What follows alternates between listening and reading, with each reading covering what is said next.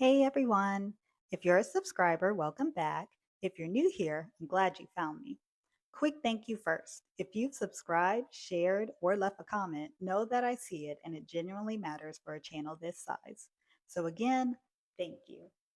Also, this is my first time I've been on camera, so I felt like it was time. It is a bit nerve wracking, so I thank you in advance for your patience.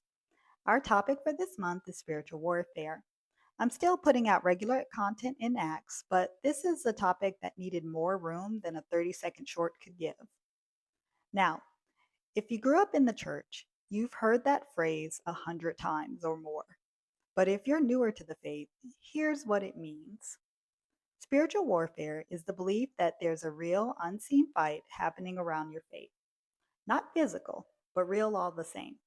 Scripture treats it as a real fight, not a figure of speech. And that fight has one goal, and that's to pull you away from God however it can. So before we can learn how to defend ourselves, we have to understand how we're attacked in the first place. Remember, our enemy's not new at this. He's been running the same four plays since the Garden of Eden, which is where we're going to begin. So grab your Bible. I'll be using the New American Standard. Then let's go find them. Genesis 3 is not just the story of how sin entered the world. It's a blueprint. Every tactic the enemy has ever used on you, he used it first in the garden on two people who had never sinned in their lives. So we're not just guessing how he operates. We can watch him work verse by verse. Four moves: doubt, discouragement, diversion, and defeat. Let's take a look at that first tactic: doubt. This is the first sentence Satan ever spoke to a human being, and it was not a lie, it was a question. Doubt goes after God's word and God's goodness, not by arguing with you, but by making you re explain yourself. Watch what it does to Eve.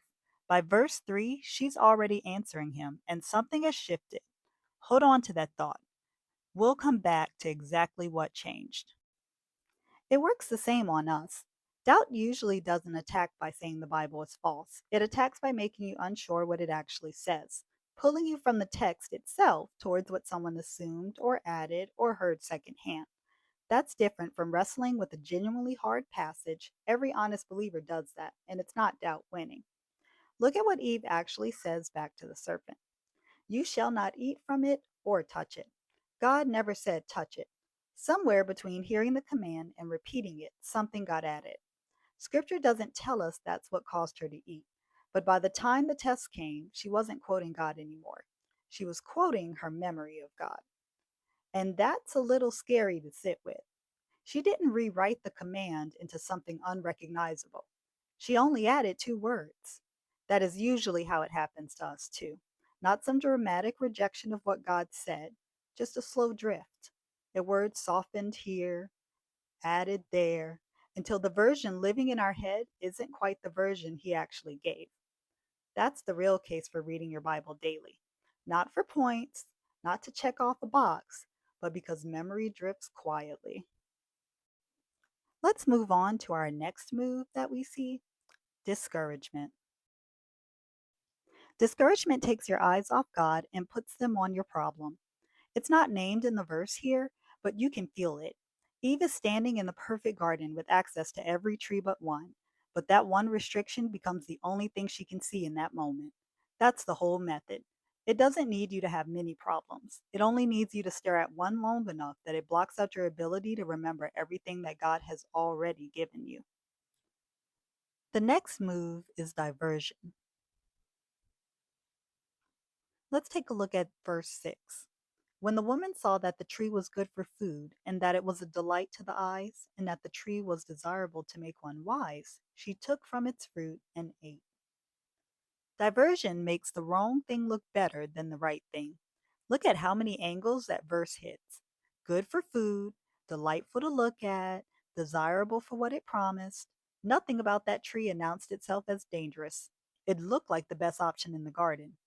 That is how it still works. Diversion rarely tempts you with something ugly. It tempts you with something that looks like exactly what you need in that moment. And then that last move is defeat. Let's look at verse 8. The man and his wife hid themselves from the presence of the Lord God among the trees of the garden. And verse 9 says, Then the Lord God called to the man and said to him, Where are you? Defeat makes you feel like too much of a failure to even try. But notice, God did not have to search for them. He already knew exactly where they were. The question was never about location, it was an invitation to come out of hiding. And watch what happens when they finally answer. Genesis 3:12 says, "The woman whom you gave me to be with me, she gave me from the tree and I ate." And in verse 13, Eve says, "The serpent deceived me and I ate." Neither one says I did this. The blame moves. Adam to Eve, Eve to the serpent. That's defeat's other face. Not just hiding from God, but refusing to own what is yours to own once you are standing in front of Him. One more shape defeat takes, worth naming in its own, is delay. It doesn't always look like giving up. Sometimes it just looks like not yet. You're not saying no to God, you're just always saying later. Genesis 3 doesn't show us that one. Nobody hesitates in this chapter. But if delay is the one that gets you, you already know exactly what I mean. So let's recap. Doubt questioned what God said. Discouragement fixated on the one thing missing. Diversion made the wrong thing look right. Defeat hid, then refused responsibility. The whole playbook in one chapter, run on two people with every advantage a human being could have had. No trauma, no history, no sin nature yet. And it still worked. So, here's what I want you to do this week. When one of these shows up, and it will, name it out loud. That's doubt. That's discouragement. Naming it changes it.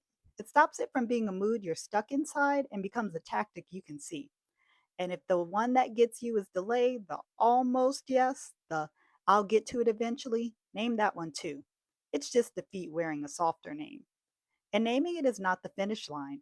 It's what makes it possible to actually bring it to God instead of carrying it alone, which is exactly where the rest of this series is headed. So for this week, that's the whole assignment. See it, name it, and don't carry it by yourself. Remember, the enemy's not counting on you being weak.